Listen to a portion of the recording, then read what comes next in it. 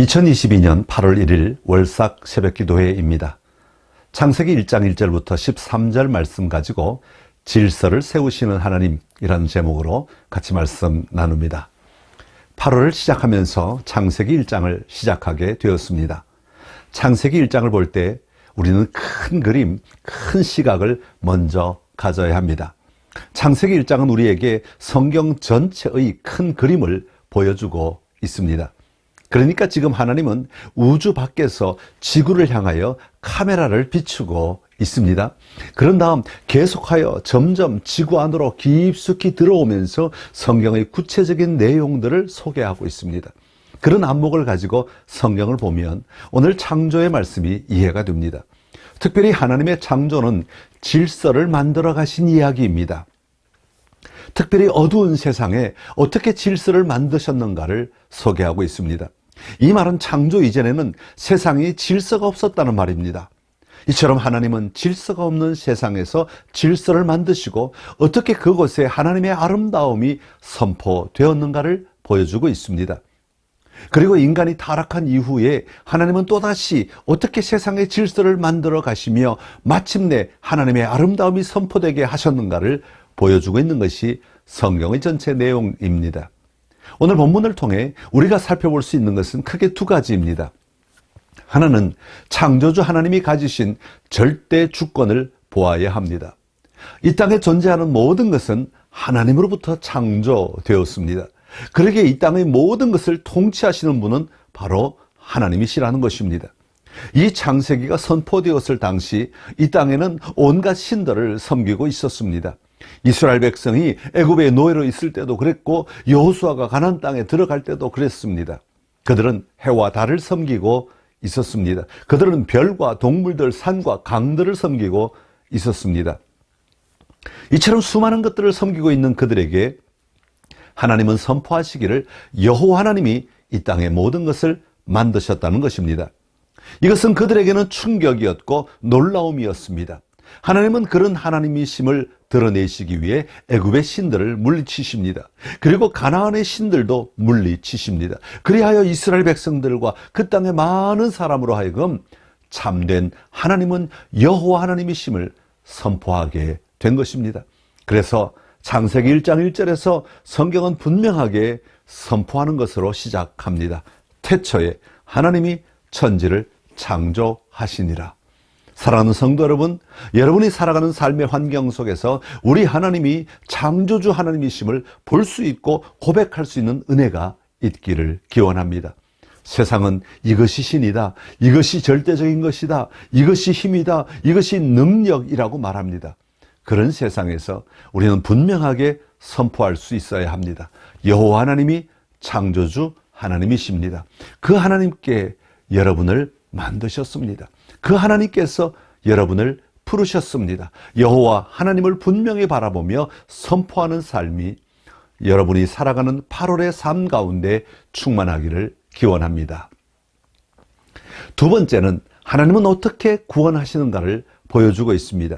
하나님은 파괴하시거나 무너뜨리시는 하나님이 아니라 구원하시는 하나님, 질서를 잡아가시는 하나님, 있어야 할 자리에 있어야 할 것을 만드시고 그곳에 두시며 그것들이 조화를 이루도록 하시는 하나님이십니다.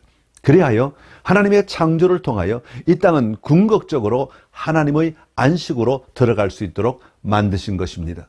그러니까 안식이 궁극적 목적지가 되게 하셨습니다.